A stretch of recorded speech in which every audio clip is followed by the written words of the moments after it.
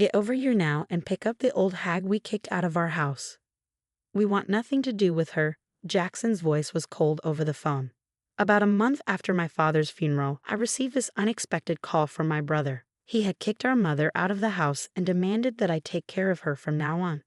I was stunned, unable to comprehend the situation immediately. You're joking, right? You didn't actually kick Mom out of the house. Come see for yourself. Oh, and I let her take Dad's memorial tablet. Why would you do something so cruel? I have no use for Mom now that we can't get Dad's inheritance. She's just a poor burden, isn't she? I was shocked. Apparently, my late father had debts, and after paying them off, there was no inheritance left. This was news to me. Even worse, Jackson and his wife had been living in the family home all this time. It was outrageous. It's getting dark soon. If you don't come to pick her up, Mom will be sleeping on the streets. How could you be so cruel? I will never forgive you for this, Jackson. I don't need your forgiveness.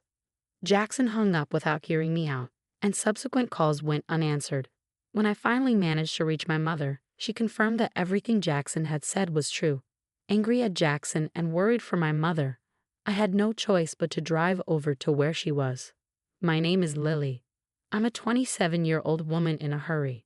3 years ago, I married Mason, who is the same age as me, and we've been living together since. At the beginning of our marriage, we lived with my parents in a family home. But 2 years ago, Jackson and his wife abruptly moved in. They said our presence was making the place crowded, and we were forced to leave. My older brother Jackson, 8 years my senior, has always been selfish, but his marriage seems to have enhanced that trait. Our family home, where I was born and raised, is a spacious mansion inherited from my grandfather, with extensive land. There should be no discomfort in living together. I was not satisfied with the situation and argued with Jackson, but my husband, who hates conflicts, urged us to leave. Around that time, my father was diagnosed with cirrhosis of the liver, which had already significantly worsened. I wanted to spend his last moments with him, but that didn't happen. The disease rapidly consumed my father, and he passed away a month ago. My heart aches, knowing that my mother must be in much more pain than I was to have my own brother treat us this way amidst all the fresh sorrow. It was pitiful. What would happen next was truly a shock. An hour later, when we arrived at our family home, my mom was sitting desolate on a suitcase in the garden. The front door was locked. Jackson, she said, had taken her keys. Using my set of keys, I unlocked the door and walked in with my mom. Jackson and Olivia were sprawled on the sofa, nonchalantly watching TV. Is this some kind of joke? I demanded. Huh. How did you get in? Jackson looked up, annoyed. I used my key to open the front door. Isn't it obvious? Slipped my mind. Leave your key, take the old lady, and go. This isn't funny. How can you be watching TV after kicking your own mother out of the house? Besides, if the house remained even after Dad's debts were paid off, Mom has a right to live here. Huh? What are you talking about? Jackson's dismissive attitude infuriated me. I stood in front of the TV. Mom has a right to inherit this house. If you can't live with her, you should be the one to leave. Shut up. This house is mine. Dad gave it to me when he was alive. Don't act smart without knowing anything. What? What do you mean? My mom also looked puzzled, shaking her head. In the face of our confusion, Jackson smirked and got up from the sofa, bringing out an envelope from a room in the back. Look at this. What's this? I opened the envelope. It contained documents proving the inheritance prepared by a judicial scribe and a real estate ownership certificate. The property had been transferred to his name a month before Dad passed away. Mom and I were shocked as we looked at the documents. Why would Dad do something like this? I asked, looking at Dad's picture. Because I'm his favorite, of course. I told him that Mom would take the house once he passed away, so he gave it to me while he was still alive. That can't be. I can't believe it. Open your eyes and face reality. No matter how many times we checked the document, the property was in Jackson's name. All this just for a house, my mom muttered in disbelief. Is there no other inheritance? Nothing left for Mom? Nothing. Be glad that the debts are cleared. This can't be real. You're not just worrying about Mom. You realize there's no inheritance for you either, right? Jackson handed over a bank card that contained only a few dollars. I wasn't after Dad's inheritance, but it was a shock to learn that he had left me nothing. This is too cruel, I said, tears welling up. Olivia laughed her heart out, seeing our dejection. Now get lost. You poor people have no business here. Jackson and Olivia forcibly drove us out of the house. Ouch, that hurts. My mom had fallen and scraped her palm when they pushed us out. Blood was seeping from the wound. As I wrapped her hand in my handkerchief, tears of frustration welled up and fell. My mother, seeing me like this, gently wiped my tears, her eyes filled with sorrow as well. Mom, our place is small, but come stay with us. But I don't want to impose on Mason. I'll find somewhere else to stay. Don't worry, I just can't leave you like this. I'm going to call Mason right now. Just wait. Wiping my tears, I grabbed my cell phone and dialed. From the other end of the line, I heard Mason's voice. Hello. Mason, I'm sorry for calling out of the blue. My mom has been kicked out of her house. I explained the situation to my surprised husband. He hummed in understanding, though he seemed a bit hesitant. I held my breath, waiting for Mason's response. Our apartment is pretty cramped compared to Mom's house. It might not be the most comfortable. Yeah, our place is tiny, but I don't mind. Bring your mom over. We've had times where we were taken care of at home too. In times of trouble, we should help each other out. Mason, thank you so much. My husband is a kind man with a big heart. He could never leave someone in need. Quickly, we took Mom to our apartment, and from that day on, we lived together. However, living with 3 people in our small apartment was certainly cramped. We didn't have enough savings to buy a house yet, but we considered moving to a slightly larger place. That might be good. I feel bad for your mom in this small space, Mason said as we searched for properties on the computer. My mom's cell phone rang. After a while, she hung up and said something we never could have imagined. Why don't we live in my Highlands condominium? Wait, what? Highlands condominium? Yes. What do you mean? My mother began to explain. To our surprise, apparently my grandfather, who was a wealthy man, was quite a spendthrift and spent all the money he made in a day. To deal with his constant borrowing, my grandmother had no choice but to sell off their farmland to make ends meet. According to my mom, my father was also a big spender, and we didn't have any assets other than the house we lived in. So I was really worried about our future. That's why I invested in real estate with the money I earned when I was working before I got married. My husband and I were absolutely stunned. It turned out that, in addition to the Highlands condominium, my mom was also managing an apartment building and had made a significant amount of money from her real estate investments. I can't even comprehend this. It's too amazing. I'm sorry I didn't tell you. Anyway, I just got a call from the management company that there's a vacancy in the Highlands condominium. We can move in next month. What do you think? There was no reason to refuse such a generous offer. Plus, it was a Highlands condominium with 3 bedrooms, a living room, a dining room, and a kitchen, located just a 5-minute walk from the station, which was much more comfortable than our current situation. Thank you, Mom, but we may only be able to pay as much rent as we are for the apartment. You don't need to worry about that. No way. We have to do this properly, even if we're family. Oh, I need to tell the landlord that we're moving out. Looking at my husband and I'm beaming with joy, my mother's face brightened too. Time flew by as we busied ourselves preparing to move.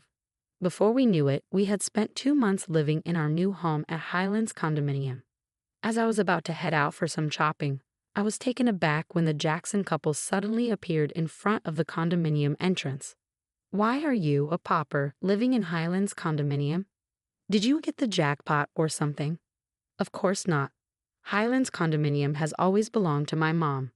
Jackson and Olivia were both taken aback. What? They exclaimed in unison, looking at the towering condominium. I couldn't help but burst into laughter at their confused and goofy expressions. Jackson, his face flushing red, began to seethe with anger. That wretched woman. I can't believe she was hiding this from us while pretending to be poor. My mom never said she was poor. You just assumed it, Jackson. Plus, she inherited a large house. What's wrong with that? That's not the point. Don't yell here. It's disrespectful to the other residents. Besides, how did you know I was here? Jackson said that when he couldn't reach my mother, he tracked her down using her mobile phone's location. Why are you trying to contact Mom now after kicking her out? I bet it's something nasty again. Regardless, if Mom is here, I want to see her. Let me in now. You must be joking. If you hurt Mom again, I couldn't bear it. If you have something to say, you can tell me. But they kept insisting on seeing my mother without revealing why. The Jackson couple seemed rather flustered. Weren't you living comfortably in your huge family house, just the two of you? It's none of your business. Fine. If you don't want to tell me, that's okay.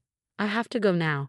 Bye. As I tried to walk past the Jackson couple, Jackson suddenly grabbed my arm tightly. Ouch, let me go. Just call Mom. Absolutely not. I'll call the police. Jackson scoffed at me, looking down with disdain. There's no way the police would come for a simple family argument. Even if they did, you couldn't sue me for just grabbing your arm. I sighed. I suppose you're right. It was true. Calling the police over something so minor might not only be futile, but also disruptive to others. I felt bad and ended up not saying anything. Fine, I'll tell my mom, but only if you tell me why you're here. The utility bills for that house are ridiculous. Just for the AC, the electric bill is $500. This is no joke. Their old traditional style house had more than 8 rooms, so it was no surprise that utility costs were high. But even so, a $500 electricity bill seemed a little steep. It was a particularly hot summer, so they probably overused the AC. I thought you would have known that from the start. How would we have known? Mom used to pay the bills.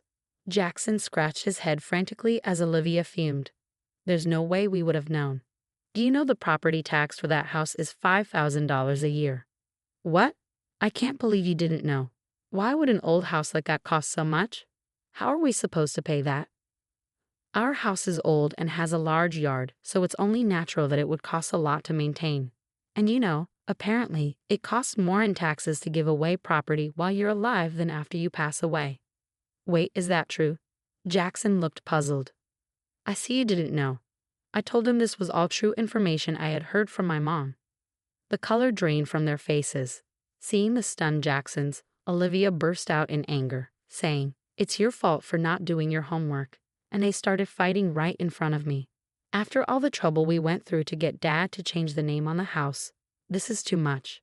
That's what you get for doing something so underhanded. But even Dad said clearly that it would be better to give it to me than to your mom. I can't believe it. I was shocked and fell silent, realizing that my father had disregarded my mom and me. Seizing the moment, Jackson made an outrageous request. You can have the house. Let's exchange it for this Highlands condominium. What are you talking about? This isn't mine. It belongs to Mom. Please talk to Mom for me. I beg you. I promise to pass on your message, nothing more. What the hell does that supposed to mean? Feeling ridiculous for even engaging with them, I gave up on shopping and started to head back into the Highlands condominium. But the Jacksons tried to follow me in. Their audacity left me speechless. I'll sue you for trespassing. You just told us that wouldn't be a legal issue. It seems like they won't get the message until they suffer a real consequence. Exasperated, I called out to the management office next to the entrance. Excuse me, could you please call security? Someone who isn't a resident of the Highlands condominium is trying to force their way in. Wait a minute. The security guard, who was on standby 24/7 at the Highlands condominium, came running immediately. With the large security guard in front of them, the two of them were startled. I warned them once again to avoid the same thing happening in the future. I didn't call the police just now because you only grabbed my arm. But if you try to use force or enter the Highlands condominium again, I will really call the police. Okay, we beg you, don't do that. If I even catch a glimpse of you, I'll report it. So go back to your mansion that you got from Dad. Got it? Apparently scared of the police, Jackson and Olivia hastily retreated. I went back to my apartment and told my mother about the exchange with the Jacksons. But why did Dad let Jackson inherit the house? As I was feeling downcast, my mom smiled. Dad must have known what he was doing when he let Jackson inherit. He didn't want to burden me or you, Lily. Even though Dad was indifferent about money, he cared for me a lot. Of course, he always said he loved you, Lily, so much. Really? I was overjoyed to hear that my father felt that way about me. When my mom heard about the inheritance from Jackson, she muttered, "Are you going this far because you realized that he had given a severe punishment to Jackson, who was always self-centered? You knew how Dad felt, Mom." Of course, dear. We've been together for 38 years. I know what he's thinking without him saying a word. Besides, Jackson never took care of Dad when he was sick. I had been under the impression that the Jacksons were looking after my father. However, it turned out they hardly ever visited him, not at home and barely in the hospital. When I visited my dad, he would often tell me, "Jackson comes to see me and you have your job to attend to, Lily. There's no need for you to go out of your way." I took his words to heart, not realizing that it was a gentle lie meant to ease my worries. I had it all wrong about Dad. I feel awful. I want to apologize. Don't fret, Lily. Your feelings are reaching Dad in heaven. The ones who should worry are the Jacksons. Who these days would buy a big high-maintenance house like that? I bet they'll struggle to find a buyer. The truth in my mom's previously gleeful words became evident after a while. The Jacksons, unable to maintain the house on their own, had put it up for sale but couldn't find a buyer. They continued to live in it even a year later. In the midst of all this, Olivia accidentally started a grease fire while cooking chicken, and the house quickly burned down. Since they didn't have money for fire insurance, their life was going to get even tougher. Well, while I understand their predicament, it doesn't concern me. Apparently, the Jacksons are now camping out in the burned-down remains of their house. Living in a Highlands condominium is absolutely fantastic, and I can only feel gratitude toward my mother. I've been paying my mom rent every month, but it seems she's been saving it all to ensure we won't face hardship in the future. Every day is filled with peace and happiness as I live with my incredible mother and kind husband. As I visited my father's grave, I vowed to him that I would continue to